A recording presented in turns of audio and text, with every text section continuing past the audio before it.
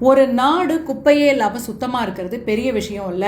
ஆனா அவங்களுக்கு குப்பை பத்தலன்னு மத்த நாடுகள் கிட்ட இருந்து காசு வாங்கிக்கிட்டு கப்பல் கப்பலா குப்பையை இம்போர்ட் பண்ற ஒரு நாட்டை பத்தி உங்களுக்கு தெரியுமா?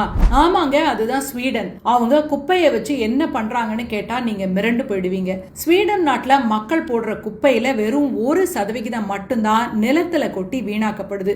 மீதி இருக்கிற 99% குப்பையையும் அவங்க சூப்பரா ரீசைக்கிள் பண்ணிடுறாங்க. அவங்க என்ன பண்றாங்கன்னா பிளாஸ்டிக், கண்ணாடி, இரும்பு அப்படின்னு எல்லாத்தையும் ரொம்ப தெளிவா தரம் பிரிச்சு ஃபேக்டரிக்கு அனுப்பி புது புது பொருளா மாத்திடுறாங்க. காய்கறி கழிவுகள், சாப்பாட்டு கழிவுகள் எல்லாத்தையும் மக்க வச்சு அதுல இருந்து பயோகேஸ் எடுத்து அவங்க ஊர் பஸ்களை இயக்குறாங்க.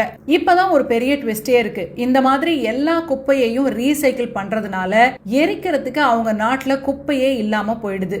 ஏன்னா ஸ்வீடன்ல வேஸ்ட் டு எனர்ஜி அப்படிங்கிற பிரம்மாண்டமான ஃபேக்டரிகள் இருக்கு. மீந்து போற எரிக்கக்கூடிய குப்பைகளை இந்த ஃபேக்டரியில போட்டு அதிநவீன முறையில எரிப்பாங்க. அதுல வர்ற வெப்பத்தை வச்சு லட்சக்கணக்கான வீடுகளுக்கு மின்சாரமும் கடுமையான குளிர்காலத்துல வீட்டை கதகதப்பா வச்சுக்க ஹீட்டிங் வசதியும் செஞ்சு தராங்க. ஆனா இப்போ அவங்க நாட்டுல எரிக்க குப்பை பத்தல அப்படிங்கறதுனால யூகே, நார்வே, இட்டலி போன்ற நாடுகள்ல இருந்து வருஷத்துக்கு பல லட்சம் டன் குப்பைகளை அவங்க நாட்டுக்கு வரவழைக்கிறாங்க.